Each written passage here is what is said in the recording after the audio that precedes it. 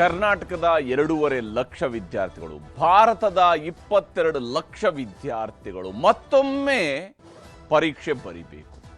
ನೀಟ್ಗಾಗಿ ಹಗಲಿರುಳು ಕಷ್ಟಪಟ್ಟು ಓದಿರ್ತಾರೆ ಮಕ್ಕಳು. ಆದರೆ ನೀಟ್ ಎಕ್ಸಾಮ್ ಅಂದರೆ ವೈದ್ಯರಾಗಬೇಕು ಅನ್ನುವಂತಹ ಕನಸಿನೊಂದಿಗೆ ಪರೀಕ್ಷೆ ಬರಿತಾ ಇರುವಂತಹ ವಿದ್ಯಾರ್ಥಿಗಳು ಮತ್ತೊಮ್ಮೆ ಪರೀಕ್ಷೆ ಬರಬೇಕು. ಇದು ಕರೆಕ್ಟಾಗಿ ಯಾವ ಸ್ವರೂಪದ ಮಾಫಿಯಾ ಇಲ್ಲಿ ಕೆಲಸ ಮಾಡ್ತಾ ಇದೆ ಅನ್ನೋದರ ಬಗ್ಗೆನೇ ಇರುವಂಥ ಆಕ್ರೋಶ.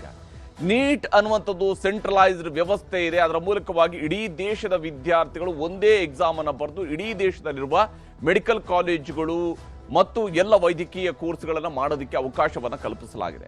ಅದಕ್ಕೆ ಬೇಕಾಗಿ ಒಂದೇ ಎಕ್ಸಾಮ್ ಅನ್ನು ನಡೆಸಲಾಗುತ್ತೆ, ಏಕೀಕೃತವಾದಂಥ ಎಕ್ಸಾಮ್ ನಡೆಸಲಾಗುತ್ತೆ.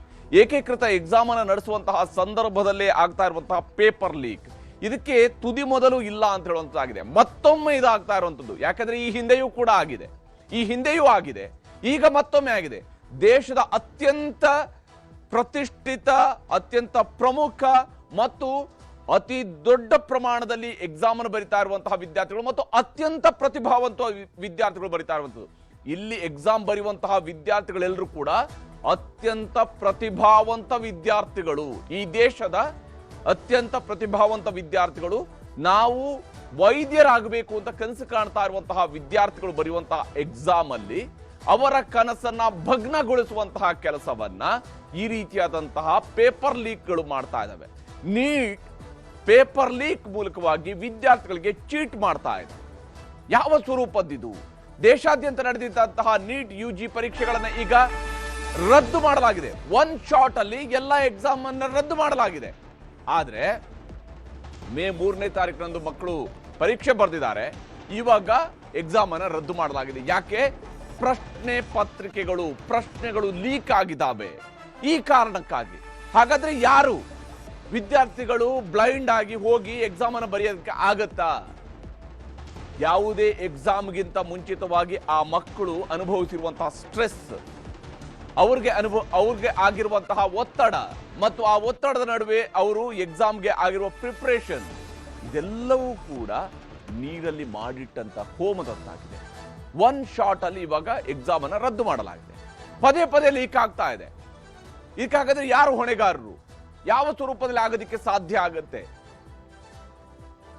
ನೀಟ್ ಅಕ್ರಮದ ತನಿಖೆಯನ್ನು ನಡೆಸಲಾಗ್ತಾ ಇದೆ. CBI ಈಗಾಗಲೇ 9 ಜನರನ್ನ ಬಂಧಿಸಿದೆ, 40ಕ್ಕೂ ಹೆಚ್ಚು ಜನರ ವಶಕ್ಕೆ ಪಡ್ಕೊಂಡಿದೆ. ರಾಜಸ್ಥಾನ ಟು ಕೇರಳದವರೆಗೆ ಇದರ ಲಿಂಕ್ ಇದೆ.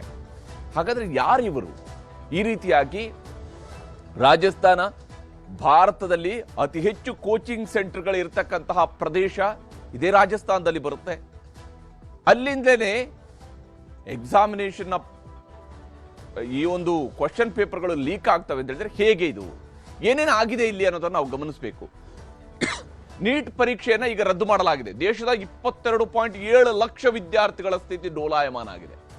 ಪಾಪ ಆ ಮಕ್ಕಳು ಎಕ್ಸಾಮ್ಗೆ ಬೇಕಾಗಿ ಬಹಳಷ್ಟು ಪ್ರಿಪೇರ್ ಆಗ್ತಾ ಇರುತ್ತೆ. ನೋಡಿ, ಈ ನೀಟ್ ಬಂದಾದ ಮೇಲೆ, ನೀಟ್ ಬರೋದಕ್ಕಿಂತ ಮುಂಚಿತವಾಗಿ ಈ ಟ್ರೆಂಡ್ ಇರಲಿಲ್ಲ ನಮ್ಮಲ್ಲಿ, ಬಹಳ ಕಡಿಮೆ ಇತ್ತು. ಇದ್ರೂ ಕೂಡ ನೀಟ್ ಬಂದಾದ ಮೇಲೆ ವಿದ್ಯಾರ್ಥಿಗಳು PU ಮುಗಿಸಿದ ನಂತರವೂ ಕೂಡ 1 ವರ್ಷ, ಅಂದ್ರೆ PU ಬರೀತಾ ಇದ್ದಾಗ್ಲೇನೆ ಅವ್ರಿಗೆ ನೀಟ್ ಪಾಸ್ ಆದ್ರೆ ಸೀಟ್ ಸಿಗುತ್ತೆ, ಅದರ ಮೂಲಕವಾಗಿ ಹೋಗಿ ಅಡ್ಮಿಷನ್ ಆಗ್ತಾ ಇದೆ. ನೀಟಲ್ಲಿ ಮೊದಲ ಅಟೆಂಪ್ಟ್ ಅಲ್ಲಿ ಪಾಸ್ ಆಗಿಲ್ಲ ಅನ್ನೋ ಕಾರಣಕ್ಕಾಗಿ ಒಂದು ಇಡೀ ವರ್ಷ ಟ್ರೈನಿಂಗ್ ಅನ್ನು ತೆಗೆದುಕೊಂಡು ನಂತರ ಹೋಗಿ ನೀಟ್ ಎಕ್ಸಾಮ್ ಬರೆಯುವಂತ ಅನೇಕ ಮಕ್ಕಳಿದ್ದಾರೆ. ಇದು ನೀಟ್ ಬಂದ ನಂತರ ಜಾಸ್ತಿ ಆಗಿರುವಂತದ್ದು ಈ ಟ್ರೆಂಡ್. ಈಗ ಮೇ 3ರಂದು ನಡೆದಿದ್ದಂತಹ ನೀಟ್ UG ಪರೀಕ್ಷೆಗಳು ರದ್ದಾಗ್ತಾ ಇದ್ದಾವೆ. ಅವುಗಳನ್ನು ರದ್ದುಗೊಳಿಸಲಾಗಿದೆ. ಅಂದ್ರೆ 5 ಲಕ್ಷ ರೂಪಾಯಿಗೆ ಪ್ರಶ್ನೆಗಳು ಲೀಕ್ ಆಗಿರೋದ್ರ ಬಗ್ಗೆ ಈಗ ತನಿಖೆ ನಡೆಸಲಾಗ್ತಾ ಇದೆ. ಪ್ರಶ್ನೆಗಳು ಲೀಕ್ ಆಗೋದಕ್ಕೆ ಹೇಗೆ ಸಾಧ್ಯ ಆಗುತ್ತೆ? ಇದು ಮೂಲ ಪ್ರಶ್ನೆ ಇರುವಂತದ್ದೇ ಇಲ್ಲಿ. ಅಂದ್ರೆ ನಮ್ಮಲ್ಲಿ ಒಂದು ಫುಲ್ ಪ್ರೂಫ್ ಆಗಿರುವಂತಹ ಸಿಸ್ಟಮ್ ಅನ್ನ ಯಾಕೆ ರೆಡಿ ಮಾಡೋದಕ್ಕೆ ಸಾಧ್ಯ ಆಗ್ತಾ ಇಲ್ಲ?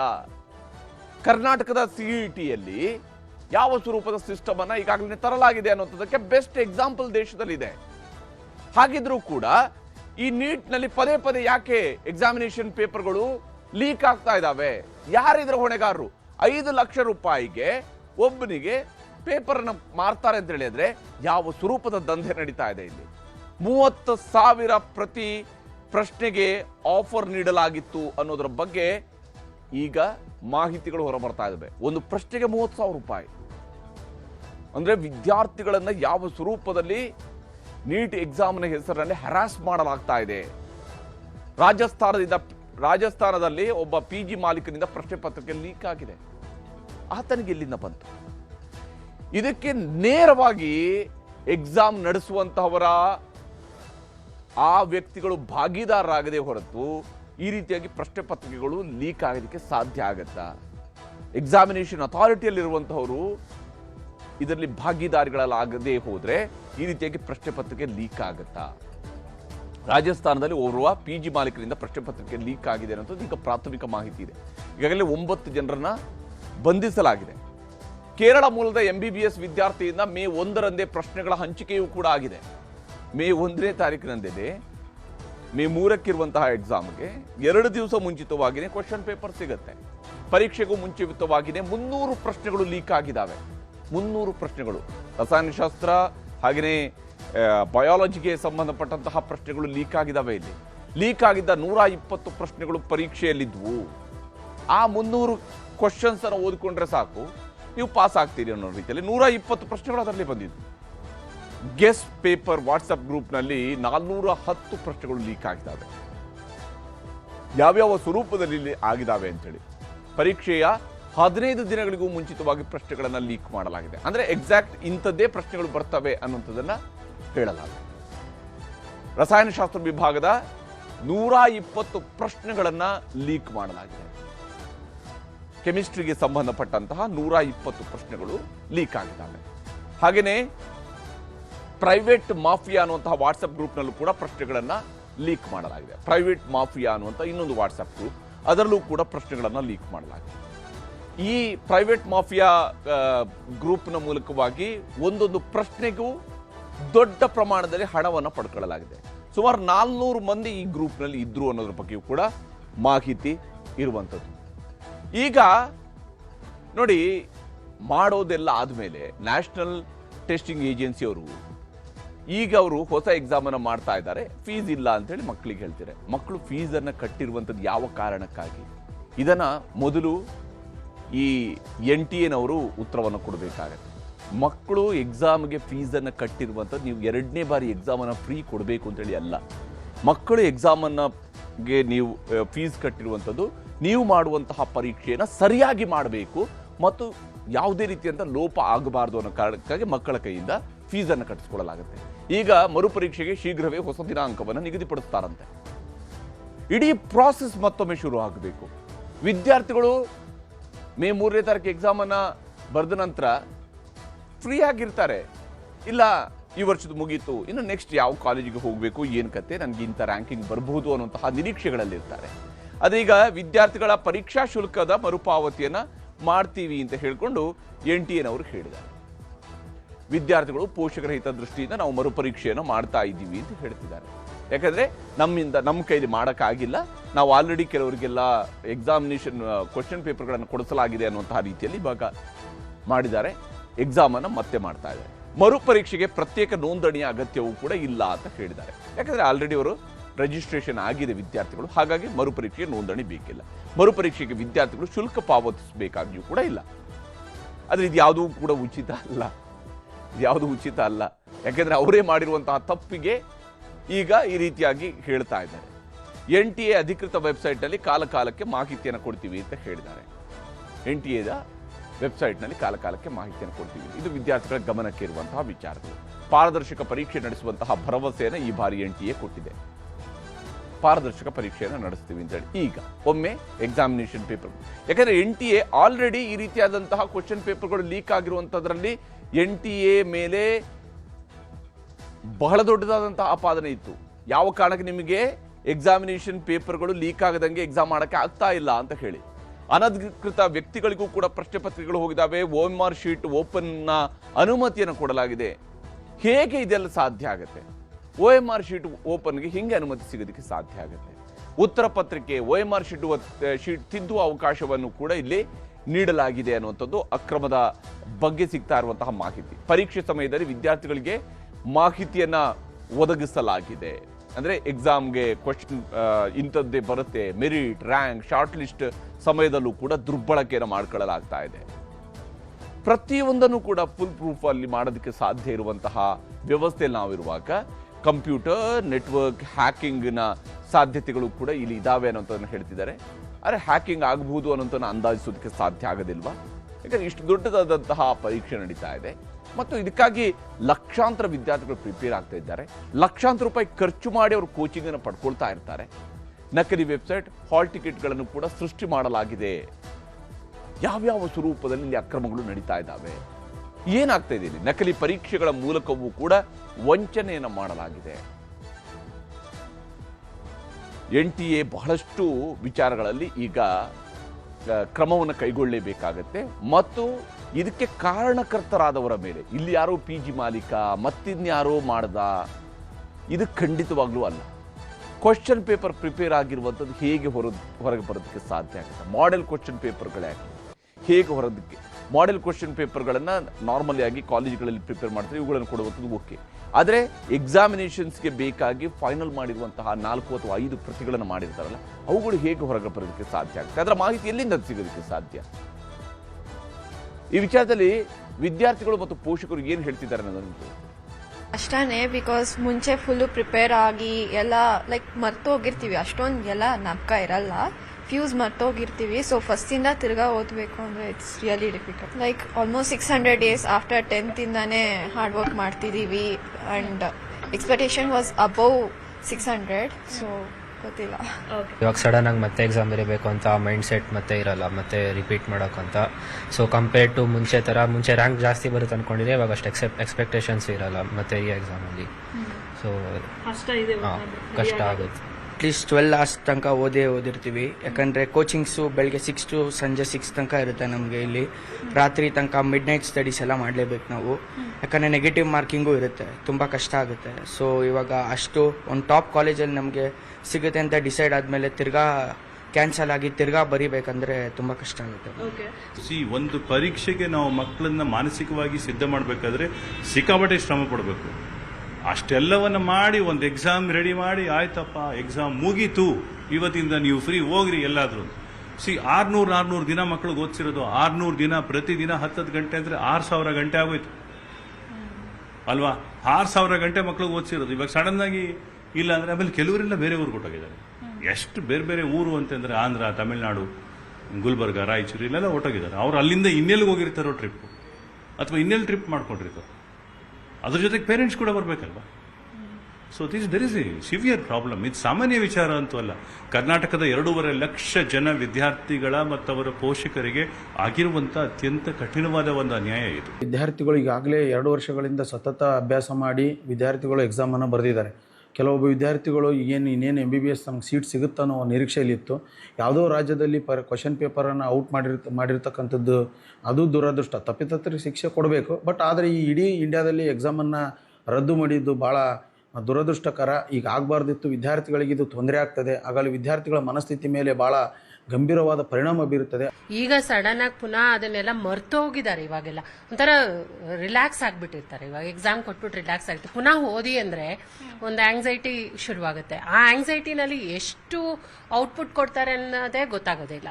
ಈಗ ರಾಜಸ್ಥಾನದಲ್ಲಿ ಆಗಿದ್ರೆ ಅವರು ರಾಜಸ್ಥಾನವ್ರಿಗೆ ಮಾಡ್ಲಿ ಬಿಡಿ, ಯಾಕೆ ಕರ್ನಾಟಕದವರು, ಯಾಕೆ ತಮಿಳ್ನಾಡು, ಬೇರೆ ರಾಜ್ಯಗಳಿಗೆ ಯಾಕೆ ಬೇಕು ಅಲ್ವಾ? ಈಗ ಕಡಿಮೆ ಡ್ಯೂರೇಷನ್ ಕೊಡ್ತಾರೆ. ಆ ಕಡಿಮೆ ಡ್ಯೂರೇಷನ್ ಲೈಕ್ ಇದೇನ್ ಗೊತ್ತಾ, ಮೈಂಡಲ್ಲಿ ಓದಿರೋದೆಲ್ಲ ಎರಾಸ್ ಮಾಡ್ಕೊಂಡಿರ್ತಾರೆ. ಇವಾಗ ಅದು ಹಂಗೆ ಆಗಿರುತ್ತೆ. ಈಗ ಮಕ್ಳಿಗೆ ಅದೇ ಟೆನ್ಷನ್, ಡಬಲ್ ಟೆನ್ಷನ್ ಅಲ್ಲಿ ಓದಬೇಕು. It is not fair.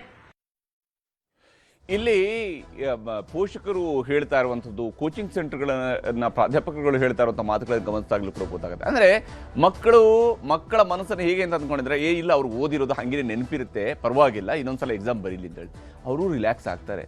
ಮಕ್ಕಳು ರಿಲ್ಯಾಕ್ಸ್ ಆಗ್ತಾರೆ. ರಿಲ್ಯಾಕ್ಸ್ ಆದಾಗ ಎಲ್ಲವೂ ಕೂಡ ನೆನಪಿಟ್ಕೊಳ್ಳೇಬೇಕು ಅಂತೇನಿಲ್ಲ. ಎಕ್ಸಾಮಿಗೆ ಮತ್ತೆ ಈಗ ಅವರು ಓದಬೇಕು. ಮೇ 3ಕ್ಕೆ ಎಕ್ಸಾಮ್ ಇದೆ ಅಂತ ಹೇಳಿ ಅವರು ಮೇ 2ನೇ ತಾರೀಕಿಗೆ ಓದಿದಂಥ ಮಕ್ಕಳು ಅಲ್ಲ ಅಲ್ಲಿರೋದು.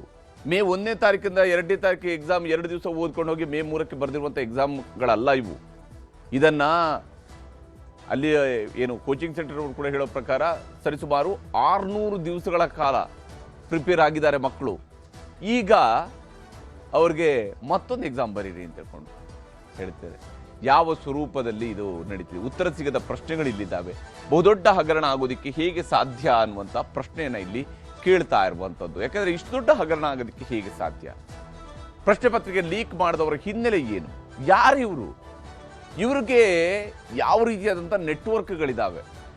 ಇಲ್ಲಿ NTA ಜೊತೆಗೆ ನೆಟ್ವರ್ಕ್ ಇಲ್ಲದೆ ಹೋದರೆ ಈ ರೀತಿಯಾದಂತಹ ಪ್ರಶ್ನೆ ಪತ್ರಿಕೆ ಲೀಕ್ ಆಗೋದಕ್ಕೆ ಸಾಧ್ಯನಾ? ಇದು ಮೂಲ ಪ್ರಶ್ನೆ ಇರುವಂಥದ್ದು. ಯಾಕಂದರೆ ಇದಕ್ಕೆ NTA ಜವಾಬ್ದಾರಿ ಆಗದೆ ಮತ್ತಿನ್ಯಾರು ಆಗ್ತಾರೆ? ದೇಶಾದ್ಯಂತ ಎಷ್ಟು ಕೇಂದ್ರಗಳಲ್ಲಿ ಅಕ್ರಮ ಆಗಿದೆ? ರೈಟ್ಲಿ ಕೇಳ್ತಾ ಇದ್ದಾರೆ, ನೀವು ರಾಜಸ್ಥಾನದಲ್ಲಿ ಲೀಕ್ ಆಗಿದೆ ಅಂತೇಳಿ ಕರ್ನಾಟಕದಲ್ಲಿ ಯಾಕೆ ಎಕ್ಸಾಮ್ ಕೊಡ್ತಿದ್ದೀರಿ ಅನ್ನುವಂಥ ಪ್ರಶ್ನೆನ ಪೋಷಕರು ಕೇಳ್ತೀರಿ. ಸಹಜ ಇದು. ಯಾಕಂದರೆ ಇಲ್ಲಿಯ ಮಕ್ಕಳು ಎಕ್ಸಾಮ್ ಬರೆದಿರ್ತಾರೆ, ನೀವು ಅಲ್ಲಿ. ಆದರೆ ಇವತ್ತು ಆನ್ಲೈನ್ ಮೂಲಕವಾಗಿ, ವಾಟ್ಸಪ್ ಮೂಲಕವಾಗಿ ಗ್ರೂಪ್ಗಳನ್ನು ಮಾಡಿ ಯಾರು ಇಲ್ಲಿಗೆ ಸೆಂಡ್ ಮಾಡಿದ್ರೆ ಅಂತ ಗೊತ್ತಿರೋದಿಲ್ಲ. ಈ ಕಾರಣಕ್ಕಾಗಿ ಈಗ ಎಲ್ಲ ದೇಶದ ಉದ್ದಗಲಕ್ಕೂ ಕೂಡ ಎಕ್ಸಾಮನ್ನು ಮಾಡಿಸ್ತಾ ಇದ್ದಾರೆ. ಆದರೆ ಈ ಜಾಲದ ಹಿಂದಿರುವಂತಹ ನೆಟ್ವರ್ಕ್ ಯಾವುದು ಅನ್ನುವಂತಹ ಪ್ರಶ್ನೆಯನ್ನು ರಾಜ್ಯದ ಉನ್ನತ ಶಿಕ್ಷಣ ಸಚಿವರು ಕೂಡ ಕೇಳ್ತಾ ಇದ್ದಾರೆ. ಮರುಪರೀಕ್ಷೆ ಪಾರದರ್ಶಕವಾಗಿ ನಡೆಯುತ್ತೆ ಅನ್ನೋದಕ್ಕೂ ಕೂಡ ಏನು ಗ್ಯಾರಂಟಿ? ಈಗ ಮೊದಲ ಎಕ್ಸಾಮನ್ನೇ ಕರೆಕ್ಟಾಗಿ ಮಾಡಿದವರಿಗೆ ಇನ್ನು ಮರುಪರೀಕ್ಷೆ ಮಾಡಿದಾಗ ನೀವು ಸರಿ ಮಾಡ್ತಿರ್ತಾರೆ, ನಿಮ್ಮನ್ನು ಹೇಗೆ ನಂಬಬೇಕು? ಈಗೇನೋ ಲೀಕ್ ಆಗಿದೆ ಅನ್ನುವಂಥದ್ದು ವಾಟ್ಸಪ್ ಗ್ರೂಪ್ಗಳಲ್ಲಿ ಬಂದ ನಂತರ ಗೊತ್ತಾಗಿದೆ. ಇಲ್ಲದೆ ಹೋದರೆ ನೀಟ್ ತನ್ನ ವಿಶ್ವಾಸಾರ್ಹತೆಯನ್ನು ಉಳಿಸ್ಕೊಳ್ಳುತ್ತಾ? ಯಾಕಂದರೆ ಇಡೀ ದೇಶದಲ್ಲಿ ಒಂದೇ ಎಕ್ಸಾಮಿನೇಷನ್ ಮೂಲಕವಾಗಿ ಎಲ್ಲ ವೈದ್ಯಕೀಯ ಕಾಲೇಜುಗಳಿಗೆ ಪ್ರವೇಶವನ್ನು ಕೊಡುವಂತಹ ಈ ಯೋಜನೆಯನ್ನು ವಿಫಲಗೊಳಿಸುವಂತಹ ಪ್ರಯತ್ನ ನಡೀತಾ ಇದೆಯಾ? ನೀಟ್ ಪರೀಕ್ಷೆಯೇ ಬೇಡ ಎನ್ನುವಂತಹ ವಾದ ಮತ್ತಷ್ಟು ಈಗ ಹೆಚ್ಚಳಾಗಿದೆ. ವಿಶೇಷವಾಗಿ ದಕ್ಷಿಣದ ರಾಜ್ಯಗಳು ಈಗಾಗಲೇ ನೀಟನ್ನು ವಿರೋಧಿಸ್ತಾ ಇದ್ವು. ತಮಿಳುನಾಡು ಮತ್ತು ಕರ್ನಾಟಕದಲ್ಲಿ ಇದಕ್ಕೆ ವಿರೋಧಗಳು ಬಹಳ ದೊಡ್ಡ ಮಟ್ಟದಲ್ಲಿ ಇದ್ದೇ ಇದೆ. ತಮಿಳುನಾಡು ಮಾದರಿಯಲ್ಲೇ ಈಗ ಕರ್ನಾಟಕವೂ ಕೂಡ ಆಗ್ರಹಿಸ್ತಾ ಇದೆ, ನೀಟ್ ಬೇಕಾಗಿಲ್ಲ ನಮಗೆ ಅಂತೇಳಿ. ಯಾಕಂದರೆ ನಮ್ಮಲ್ಲಿ ಅತಿ ಹೆಚ್ಚು ಮೆಡಿಕಲ್ ಕಾಲೇಜುಗಳಿರ್ತಕ್ಕಂತಹ ರಾಜ್ಯ. ನಮ್ಮ ವಿದ್ಯಾರ್ಥಿಗಳಿಗೆ ನಮ್ಮಲ್ಲಿ ಸೀಟ್ಗಳು ಸಿಗಲಿ, ಯಾಕೆ ಈ ರೀತಿಯಾದಂಥ ಎಕ್ಸಾಮ್, ಅದರಲ್ಲಿ ನಡೆಯುವಂಥ ಅಕ್ರಮ, ಅದಾದ ನಂತರ ನಮ್ಮ ವಿದ್ಯಾರ್ಥಿಗಳಿಗೆ ಟಾರ್ಚರ್? ಯಾವ ಕಾರಣಕ್ಕಾಗಿ? ಕೇಂದ್ರೀಕೃತ ವ್ಯವಸ್ಥೆ ಸರಿಯಲ್ಲ ಅನ್ನುವಂತಹ ವಾದವನ್ನು ಈಗ ರಾಜ್ಯ ಸರ್ಕಾರವೂ ಕೂಡ ಹೇಳ್ತಾ ಇದೆ. ರಾಜ್ಯದ ಉನ್ನತ ಶಿಕ್ಷಣ ಸಚಿವರು ಕೂಡ ಕೇಳ್ತಾ ಇದ್ದಾರೆ, ಕೇಂದ್ರೀಕೃತ ವ್ಯವಸ್ಥೆ ಬೇಕಿಲ್ಲ ಅಂತೇಳಿ. ಸುಧಾಕರ್ ಅವರು ಮಾತನಾಡಿದರೆ ತೋರಿಸ್ತೀನಿ. ಆತಂಕ ಏನಂದ್ರೆ ಎಷ್ಟು ಬಾರಿ ಈ ರೀತಿ ಆಗಲಿಕ್ಕೆ ಸಾಧ್ಯ ಇದೆ? ಪದೇ ಪದೇ ಈ ರೀತಿ ಪ್ರಶ್ನೆ ಪತ್ರಿಕೆ ಸೋರಿಕೆ ಅಥವಾ ಬೇರೆ ಬೇರೆ ರೀತಿಯಲ್ಲಿ ಆಗ್ತಕ್ಕಂಥದ್ದಕ್ಕೆ ಇದೇನು ಉದ್ದೇಶಪೂರ್ವಕವಾಗಿ ಇದು NTA ಅವರು ಅಂದರೆ ನ್ಯಾಷನಲ್ ಟೆಸ್ಟಿಂಗ್ ಏಜೆನ್ಸಿ ಅವರ ವೈಫಲ್ಯನ? ಇದು ಅವಶ್ಯಕತೆ ಇದೆಯಾ? ಈ ರೀತಿ ಒಂದು ಕೇಂದ್ರೀಕೃತವಾಗಿರ್ತಕ್ಕಂಥ ಪರೀಕ್ಷೆ ಅವಶ್ಯಕತೆ ಇದೆಯಾ ಅಂತಕ್ಕಂಥ ಪ್ರಶ್ನೆ. ರಾಜ್ಯಗಳಿಗೆ ಆ ಒಂದು ಜವಾಬ್ದಾರಿ ಕೊಡಬೇಕು. ಈ ನೀಟ್ ಪರೀಕ್ಷೆ ಮಾದರಿಯನ್ನು ಇವತ್ತು ರದ್ದು ಮಾಡಬೇಕು. ಖಂಡಿತ ಈಗ BJPಯವರು ಹಾಕ್ಕೊಟ್ಟಿರ್ತಕ್ಕಂಥ ದಾರಿ, ನಮ್ಮ ಕರ್ನಾಟಕ ಪರೀಕ್ಷಾ ಪ್ರಾಧಿಕಾರದಲ್ಲಿ ಪರೀಕ್ಷೆಗಳನ್ನು ಮಾಡುವಂಥ ಸಂದರ್ಭದಲ್ಲಿ ಸಣ್ಣ ಪುಟ್ಟ ಸಮಸ್ಯೆಗಳು ಏನು ನೇರವಾಗಿ ಮುಖ್ಯಮಂತ್ರಿಗಳ ರಾಜೀನಾಮೆ, ಇನ್ನು ಮತ್ತೆ ಬೇರೆ ಬೇರೆ ರೀತಿ ಒಂದು ಸರ್ಕಾರದ ಮೇಲೆ ಆಪಾದನೆ, ಗೂಬೆ ಕೂರಿಸ್ತಕ್ಕಂಥ ಕೆಲಸವನ್ನು ಮಾಡ್ತಕ್ಕಂಥ ಸ್ಥಳೀಯ BJP ನಾಯಕರಿಗೆ ನಾನು ವಿನಂತಿಸ್ಕೊಳ್ತೇನೆ. ಈಗ ಇದಕ್ಕೆ ನಿಮ್ಮ ಉತ್ತರ ಏನು? ಇದಕ್ಕೆ ನಿಮ್ಮ ಬದ್ಧತೆ ಏನು? ಇವತ್ತು ಲಕ್ಷಾಂತರ ಮಕ್ಕಳ ಭವಿಷ್ಯತ್ತಿನ ಜೊತೆಯಲ್ಲಿ ಪದೇ ಪದೇ ಈ ರೀತಿ ಚೆಲ್ಲಾಟ ಆಡ್ತಕ್ಕಂಥ ನಿಮ್ಮ ಕೇಂದ್ರದ ಸರ್ಕಾರದ ಇಲ್ಲಿರ್ತಕ್ಕಂಥ ಮಂತ್ರಿಗಳ ಬಗ್ಗೆ ನೀವು ಏನು ಹೇಳ್ತೀರಾ? ಅವರ ರಾಜೀನಾಮೆಯನ್ನು ಕೇಳ್ತೀರಾ? ಇಲ್ಲ ಏಕಾಏಕಿ ಮಾನ್ಯ ಪ್ರಧಾನಮಂತ್ರಿಗಳಾಗಿರ್ತಕ್ಕಂಥ ಪ್ರಧಾನಮಂತ್ರಿ ನರೇಂದ್ರ ಮೋದಿ ಅವರ ರಾಜೀನಾಮೆಯನ್ನು ತಾವು ಕೇಳಲಿಕ್ಕೆ ಬಯಸ್ತೀರಾ ಅಂತಕ್ಕಂಥ ಪ್ರಶ್ನೆಯನ್ನು ನಾವು ಅವ್ರು ಕೇಳಲಿಕ್ಕೆ ಬಯಸ್ತೇನೆ. ವಿಫಲ ಆಗಿದೆ. ಈಗ ಪರ್ಯಾಯವಾಗಿ ನಾವು ಆಲೋಚನೆ ಮಾಡಬೇಕಾಗತ್ತೆ. ಇದನ್ನ ವಿಕೇಂದ್ರೀಕರಣ ಮಾಡಬೇಕಾಗತ್ತೆ. ಕೇಂದ್ರೀಕೃತ ವ್ಯವಸ್ಥೆ ಇವತ್ತು ನಮ್ಮಲ್ಲಿ ಯಶಸ್ಸಾಗ್ತಾ ಇಲ್ಲ, ನಿರಂತರವಾಗಿ ಸಮಸ್ಯೆಗಳಾಗ್ತಾ ಇದೆ ಅಂತಕ್ಕಂಥದ್ದನ್ನ ಅರ್ಥ ಮಾಡಿಕೊಂಡು ನಾವಿವತ್ತು ವಿಕೇಂದ್ರೀಕೃತ ವ್ಯವಸ್ಥೆ, ಆ ರಾಜ್ಯಗಳಿಗೆ ಜವಾಬ್ದಾರಿ ಕೊಡುವಂಥ ಕೆಲಸವನ್ನ ಮಾಡಿದಾಗ ಬಹುಶಃ ಈ ರೀತಿ ಎಲ್ಲರಿಗೂ ತೊಂದರೆ ಆಗ್ತಕ್ಕಂಥದ್ದು, ಇಡೀ ದೇಶದ ಎಲ್ಲ ಏನು ವೈದ್ಯಕೀಯ ಶಿಕ್ಷಣ ಕೋರ್ಸ್ಗಳನ್ನು ಆಯ್ಕೆ ಮಾಡ್ತಕ್ಕಂಥ ಎಲ್ಲ ವಿದ್ಯಾರ್ಥಿನಿಯರಿಗೆ ತೊಂದರೆಗೆ ಸಿಕ್ಕಾಕ್ಸ್ತಕ್ಕಂಥ ಕೆಲಸ ತಪ್ಪತ್ತೆ ಅಂತ ನನ್ನ ಅನಿಸಿಕೆ. ಹೀಗೆ ಇಲ್ಲಿ ಕೇಂದ್ರೀಕೃತ ವ್ಯವಸ್ಥೆ ಬೇಡ, ವಿಕೇಂದ್ರೀಕೃತ ವ್ಯವಸ್ಥೆಯನ್ನು ಮಾಡಬೇಕು ಅಂತ ಆಗ್ರಹವನ್ನು ಮಾಡ್ತಾ ಇದ್ದಾರೆ. ಆದರೆ ಪ್ರಶ್ನೆ, ನೀಟ್ನಲ್ಲಿ ಇಷ್ಟೊಂದು ಚೀಟ್ ಆಗ್ತಾ ಇದ್ರೆ ಹೊಣೆಗಾರರು ಯಾರು? ಯಾರೋ ಒಬ್ಬ PG ಮಾಲೀಕ, ಇನ್ಯಾರೋ ಆ ಗ್ರೂಪ್ ಕ್ರಿಯೇಟ್ ಮಾಡಿದವನು, ಅದರ ಅಡ್ಮಿನು, ಇವರು ಇಷ್ಟೇ ಆಗೋದಕ್ಕೆ ಸಾಧ್ಯನಾ? ಅಡ್ಮಿನ್ಗೂ ಕೂಡ ಆಕಾಶದಿಂದ ಅಂತ ಉದುರೋದಿಲ್ಲ. ಆತನಿಗೆ ಸಡನ್ ಆಗಿ ಆತನ ಮನಸ್ಸಿನಲ್ಲಿ ಬಂದು ಈ ಕ್ವಶನ್ಗಳು ಬರೋದಿಲ್ಲ. ಇದಕ್ಕೆ ಯಾರು NTA ಜೊತೆಗೆ ಇರುವಂಥವರು ಕೂಡ ಖಂಡಿತವಾಗ್ಲೂ ಇದ್ದೇ ಇರ್ತಾರೆ. ಯಾವ ಮಾಫಿಯಾ ಇಲ್ಲಿ ಕೆಲಸ ಮಾಡ್ತಾ ಇದೆ? ವಿದ್ಯಾರ್ಥಿಗಳ ಬದುಕಿನ ಜೊತೆಗೆ ಚೆಲ್ಲಾಟ ಆಡ್ತಾ ಇರುವಂತಹ ಇವರ ವಿರುದ್ಧ ಕಠಿಣ ಕ್ರಮ ಮಾತ್ರ ಅಲ್ಲ, ಈ ವ್ಯಕ್ತಿಗಳು ಯಾರು ಅನ್ನುವಂಥದ್ದು ಅನಾವರಣ ಆಗಲೇಬೇಕು. ಮತ್ತು NTA ಇದಕ್ಕಿರುವಂತಹ ಸಂಬಂಧ ಎಂಥದ್ದು ಅನ್ನೋದು ಕೂಡ ಗೊತ್ತಾಗಬೇಕು. ಇಲ್ಲೇ ಹೋದರೆ ಇದು ವಿದ್ಯಾರ್ಥಿಗಳಿಗೆ ಪದೇ ಪದೇ ಶಿಕ್ಷೆಯಾಗಿ ಮಾರ್ಪಡಿಸುತ್ತೆ ಹೊರತು ಇವ್ರು ಯಾರೂ ಕೂಡ ಶಿಕ್ಷೆಗೊಳಗಾಗೋದಿಲ್ಲ. 2ನೇ ಬಾರಿ 3ನೇ ಬಾರಿ ಈ ರೀತಿಯಂತಹ ಮರುಪರೀಕ್ಷೆಗಳು ಅಂತ ಹೇಳಿದರೆ ಯಾವುದರ ಅರ್ಥ ಇದು? ಪ್ರತಿ ವರ್ಷವೂ ಕೂಡ ಹೀಗೆ ಆದರೆ ಏನಿದರ ಅರ್ಥ ಅನ್ನುವಂಥ ಪ್ರಶ್ನೆಯಲ್ಲಿ ಮೂಡುವಂಥದ್ದು. ಕುರ್ಚಿ ಕದರಕ್ಕೆ ಶೀಘ್ರವೇ ಸಿಗುತ್ತಾ ಮುಕ್ತಿ? ರಾಹುಲ್ ಸಂಧಾನ ಫಲ ಕೊಡುತ್ತಾ? ಯಥಾಸ್ಥಿತಿ ಆದರೆ ಮುಂದೇನು? ಇದುವೇ ಚಿತ್ರರಂಗದ ಎರಡನೇ ಸ್ಟೋರಿ, ರಾಹುಲ್ ಸಂಧಾನ.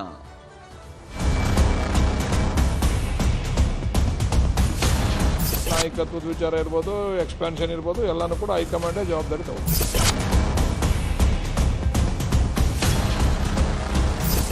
ಮೇ ತಿಂಗಳಲ್ಲಿ ಕರ್ನಾಟಕ ರಾಜ್ಯದಲ್ಲಿ ಬದಲಾವಣೆಗಳು ನಮ್ಮ ಪಾರ್ಟಿಲೂ ಆಗ್ತವೆ, ಬೇರೆ ಪಾರ್ಟಿಲೂ ಆಗ್ತವೆ.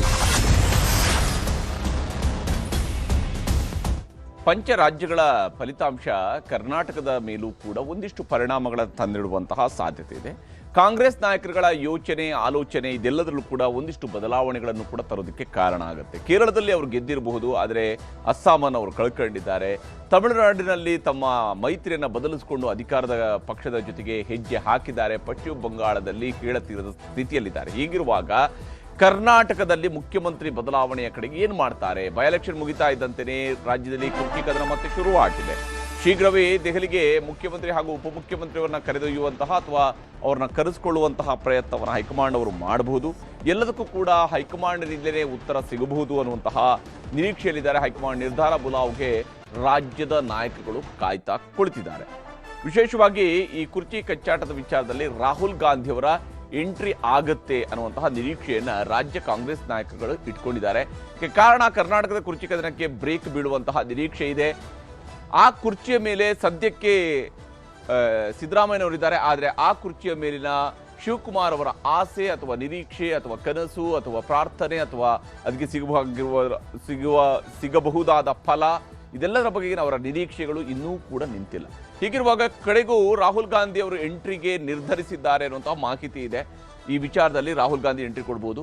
ಕೇರಳಂ ಸಿಎಂ ಪ್ರಮಾಣ ವಚನದ ಬಳಿಕ ಕರ್ನಾಟಕದತ್ತ ಅವರ ಚಿತ್ತ ಹರಿಬಹುದು ಅಂತೇಳಿ ಕೇರಳದಲ್ಲೇ ಇನ್ನು ಮುಖ್ಯಮಂತ್ರಿಯನ್ನೇ ಆಯ್ಕೆ ಮಾಡೋದಕ್ಕೇ ಇಷ್ಟು ದಿವಸ ತೆಗೆದುಕೊಳ್ತಾ ಇದ್ದಾರೆ ಕಾಂಗ್ರೆಸ್ನವರು. ಪೂರ್ಣ ಬಹುಮತ ಬಂದ ಮೇಲೂ ಕೂಡ ಕೆಲವೇ ದಿನಗಳಲ್ಲಿ ಸಿಎಂ ಡಿಸಿಎಂಗೆ ರಾಹುಲ್ ಗಾಂಧಿ ಅವರು ಬುಲಾವ್ ಕೊಡಬಹುದು. ಯಾಕಂದ್ರೆ ಕೇರಳದಲ್ಲಿನೇ ಹೊಸ ಮುಖ್ಯಮಂತ್ರಿ ಆಯ್ಕೆ ಬಗ್ಗೆನೇ ಇಷ್ಟೆಲ್ಲ ಯೋಚನೆ ಮಾಡುವಂಥವ್ರು ಇರೋ ಮುಖ್ಯಮಂತ್ರಿನ ಬದಲಿಸಿಕೊಂಡು ಇನ್ನೊಬ್ಬರನ್ನ ಮುಖ್ಯಮಂತ್ರಿ ಮಾಡ್ತಾರಾ ಅನ್ನುವಂಥ ಪ್ರಶ್ನೆ ಸಹಜವಾಗಿಯೇ ಮೂಡುತ್ತೆ. ಯಾಕಂದ್ರೆ ಕೇರಳದಲ್ಲೇ ನಮ್ಮ ಕಣ್ಣೆದುರುಗಡೆ ಬರ್ತಾ ಇರುವಂತಹ ದೃಶ್ಯವೇ ಸಾವಿರಾರು ರಾಜಕೀಯದ ಪ್ರಶ್ನೆಗಳನ್ನು ಹುಟ್ಟು ಹಾಕ್ತಾ ಇದ್ದಾವೆ. ಸಿಎಂ ಡಿಸಿಎಂ ಜೊತೆಗೆ 1-to-1 ಮೀಟಿಂಗ್ ಅನ್ನು ಮಾಡೋದಕ್ಕೆ ರಾಹುಲ್ ಗಾಂಧಿ ಅವರೇ ನಿರ್ಧರಿಸಿದ್ದಾರಂತೆ. ಬಹುಶಃ ಅವರು ಇಬ್ಬರನ್ನ ಕರೆಸಿ ಮಾತನಾಡಬಹುದು. ಹಾಗೆ ಮಾತಾಡಿದಾಗ ಏನು ಹೇಳ್ತಾರೆ, ಇಬ್ಬರ ಜೊತೆಗೂ ಕೂಡ ಕೂರಿಸ್ಕೊಂಡು ರಾಹುಲ್ ಗಾಂಧಿ ಅವರು ಸಂಧಾನವನ್ನು ಮಾಡ್ಬೋದು. ಒಂದೋ ಸಿದ್ದರಾಮಯ್ಯವ್ರಿಗೆ ನೀವು ಬಿಟ್ಟುಬಿಡಿ, ಶಿವಕುಮಾರ್ ಅವರಿಗೆ ಕೊಟ್ಟುಬಿಡಿ ಅಂತ ಹೇಳಿದ ತಕ್ಷಣವೇ ಆಗತ್ತಾ, ಅಥವಾ ಇಲ್ಲ ಸಿದ್ದರಾಮಯ್ಯವರು ನೀವು ಕಂಟಿನ್ಯೂ ಆಗಿ ಶಿವಕುಮಾರ್ ಅವರ ನೀವು ನಿಮ್ಮ ಆಸೆಯನ್ನು ಬಿಟ್ಬಿಡಿ ಅಂತ ಹೇಳಿದರೆ ಶಿವಕುಮಾರ್ ಅವರು ಒಪ್ಕೊಳ್ತಾರ? ಯಾಕಂದರೆ ರಾಹುಲ್ ಗಾಂಧಿ ಅವರ ಸಂಧಾನ ಏನಾಗಬಹುದು ಅಂತ ಹೇಳಿ, ಸಂಧಾನದ ಸರ್ಕಸ್ ಏನು ನಡಿಬಹುದು? ಸಿಎಂ ಡಿಸಿಎಂ ನಡುವಿನ ಕುರ್ಚಿ ಕದನಕ್ಕೆ ಸಂಬಂಧಪಟ್ಟಂತೆ ರಾಹುಲ್ ಗಾಂಧಿಯವರು ಇಬ್ಬರ ನಡುವೆಯೂ ಕೂಡ ಒಂದು ಒಗ್ಗಟ್ಟನ್ನು ಮೂಡಿಸುವಂತಹ ಪ್ರಯತ್ನವನ್ನು ನಾನಾ ಸ್ವರೂಪಗಳಲ್ಲಿ ಮಾಡಿದ್ದಾರೆ. ಈ ಹಿಂದೆಯೂ ಕೂಡ ನಾನಾ ಸ್ವರೂಪಗಳಲ್ಲಿ ಮಾಡ್ಕೊಂಡು ಬಂದಿದ್ದಾರೆ. ಈಗಿನ ಅನಿವಾರ್ಯತೆ ಅವ್ರಿಗೆ ಹಿಂದಿಗಿಂತ ಜಾಸ್ತಿ ಇದೆ. ಆರೋಪ ಪ್ರತ್ಯಾರೋಪಗಳನ್ನು ನಿಲ್ಲಿಸಬೇಕು ಅನ್ನುವಂತಹ ನಿಟ್ಟಲ್ಲಿ. ಅಂದರೆ ನೀವು ಇಬ್ಬರು ಆರೋಪ ಪ್ರತ್ಯಾರೋಪ ಮಾಡ್ತಾ ಇಲ್ಲ, ಆದರೆ ನಿಮ್ಮ ಬೆಂಬಲಿಗರು ಮಾಡ್ತಾ ಇದ್ದಾರಲ್ಲ ಅದನ್ನು ನಿಲ್ಲಿಸಬೇಕು ಅಂತೇಳಿ. ಶಾಸಕರ ನಡೆ ನಿರ್ಧಾರದ ಬಗ್ಗೆಯೂ ಕೂಡ ನೀವುಗಳು ನಿಗಾ ಇಡಬೇಕು. ನಾಯಕರಾಗಿರುವಂಥವರು ತಮ್ಮ ಬೆಂಬಲಿಗರನ್ನು ಮುಂದಿಟ್ಟುಕೊಂಡು ಆಟ ಆಡುವುದನ್ನು ನಿಲ್ಲಿಸಬೇಕು. ಬಣ ಬಡಿದಾಟಗಳು ನಿಂತು ಹೋಗಬೇಕು. ಇಲ್ಲದೆ ಹೋದರೆ ಈ ಬಣಗಳ ನಡುವಿನ ಹೊಡೆದಾಟದಲ್ಲೇ ಪಕ್ಷ ತನ್ನ ವರ್ಚಸ್ಸನ್ನು ಕಳ್ಕೊಳ್ತಾ ಇದೆ. ಸರ್ಕಾರ ಇಲಾಖೆಗಳ ಕೆಲಸಕ್ಕೆ ಆದ್ಯತೆಯನ್ನು ಕೊಡಬೇಕು. ಅದು ಈಗ ನಮ್ಮ ಫಸ್ಟ್ ಪ್ರಯಾರಿಟಿ. ಕಾರ್ಯಕರ್ತರ ಕಳವಳಗಳನ್ನು ನಾವು ನೋಡಿಕೊಂಡು ಕ್ರಮವನ್ನು ಮಾಡಬೇಕು, ಹೆಜ್ಜೆ ಹಾಕಬೇಕು. ಪ್ರತಿಪಕ್ಷಗಳೊಂದಿಗಿನ ಸಂಪರ್ಕ ಹೊಂದಿರುವಂತಹವರ ಬಗ್ಗೆಯೂ ಕೂಡ ಎಚ್ಚರವನ್ನು ಹೊಂದಿರಬೇಕು. ಭ್ರಷ್ಟಾಚಾರದ ಆರೋಪಗಳು ಬರದಂತೆ ನೋಡ್ಕೊಳ್ಬೇಕು, ಅಥವಾ ಭ್ರಷ್ಟಾಚಾರಕ್ಕೆ ಆಸ್ಪದ ಕೊಡಬಾರ್ದು. ಬದಲಾವಣೆಯ ಸಾಧಕ ಬಾಧಕದ ಬಗ್ಗೆಯೂ ಕೂಡ ಚರ್ಚೆಗಳನ್ನು ಮಾಡಬಹುದು. ಬದಲಾವಣೆ ಆಗೋದಾದರೆ ಏನು ಸ್ವರೂಪ, ಹೇಗಿರುತ್ತೆ, ಏನು ಕತೆ, ಗಟ್ಟಿ ನಿರ್ಧಾರದ ಪರಿಣಾಮಗಳು ಏನೇನು ಅನ್ನೋದ್ರ ಬಗ್ಗೆಯೂ ಕೂಡ ರಾಹುಲ್ ಗಾಂಧಿ ಅವರು ಯೋಚನೆಯನ್ನು ಮಾಡಬೇಕಾಗತ್ತೆ. ಒಂದು ರಾಹುಲ್ ಗಾಂಧಿ ಅವರ ಜೊತೆಗೆ ಮಾತುಕತೆ ಆಯ್ತಾಗ ಶಿವಕುಮಾರ್ ಅವ್ರಿಗೂ ಕೂಡ ಯಾವುದೇ ಮಾತಿರೋದಿಲ್ಲ, ಸಿದ್ದರಾಮಯ್ಯವ್ರಿಗೂ ಯಾವುದೇ ಮಾತಿರಲ್ಲ. ಅವ್ರು ಏನು ಹೇಳ್ತಾರೆ ಅದನ್ನು ಕೇಳುವಂಥ ಸ್ಥಿತಿಯಲ್ಲಿ ಖಂಡಿತವಾಗ್ಲೂ ಕೂಡ ಇಬ್ಬರು ನಾಯಕರು ಇದ್ದೇ ಇರ್ತಾರೆ. ಯಾಕಂದರೆ ಆ ಮಟ್ಟಿಗಿನ ರೆಸ್ಪೆಕ್ಟನ್ನು ಅವರಿಬ್ಬರೂ ಕೂಡ ರಾಹುಲ್ ಗಾಂಧಿ ಅವ್ರ ಜೊತೆಗೆ ಹೊಂದಿದ್ದಾರೆ. ಸಿಎಂ ಕುರ್ಚಿ ಮೇಲೆ ಕಣ್ಣಿಟ್ಟಿರುವಂತಹ ಶಿವಕುಮಾರ್ ಅವರಿಗೆ ಮತ್ತೊಂದು ಟಾಸ್ಕನ್ನು ಕೊಡುವ ಸಾಧ್ಯತೆಯೂ ಕೂಡ ಇದ್ದೇ ಇದೆ. ಕುರ್ಚಿ ಉಳಿಸ್ಕೊಳ್ಳೋದಕ್ಕೆ ಸರ್ಕಸ್ ಮಾಡ್ತಾ ಇರುವಂತಹ ಸಿಎಂಗೂ ಒಂದು ಟಾಸ್ಕನ್ನು ಪಕ್ಷದ ಕಡೆಯಿಂದ ಕೊಡುವಂತಹ ಸಾಧ್ಯತೆ ಇದ್ದೇ ಇರುವಂಥದ್ದು. ವಿಶೇಷವಾಗಿ ಯಾವ ಸ್ವರೂಪದಲ್ಲಿ ಪಕ್ಷವನ್ನು ಮುಂದಿನ ಚುನಾವಣೆಗಳಿಗೆ ರೆಡಿ ಮಾಡ್ಕೊಳ್ತೀರಿ, ಹೇಗೆ ಗೆದ್ದುಕೊಂಡು ಬರ್ತೀರಿ? GBA ಚುನಾವಣೆನ ಗೆಲ್ಲೇಬೇಕು.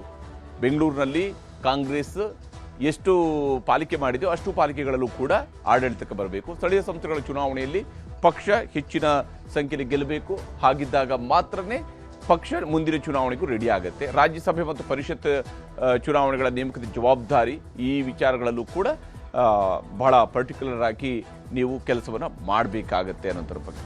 ಈ ವಿಚಾರದಲ್ಲಿ ಹೈಕಮಾಂಡ್ ಮಧ್ಯಪ್ರವೇಶದ ಬಗ್ಗೆ ಕಾಂಗ್ರೆಸ್ ನಾಯಕರುಗಳು ಏನು ಹೇಳ್ತಿದ್ದಾರೆ ಅನ್ನೋದು ನಿಮ್ಗೆ ತೋರಿಸ್ತೇನೆ.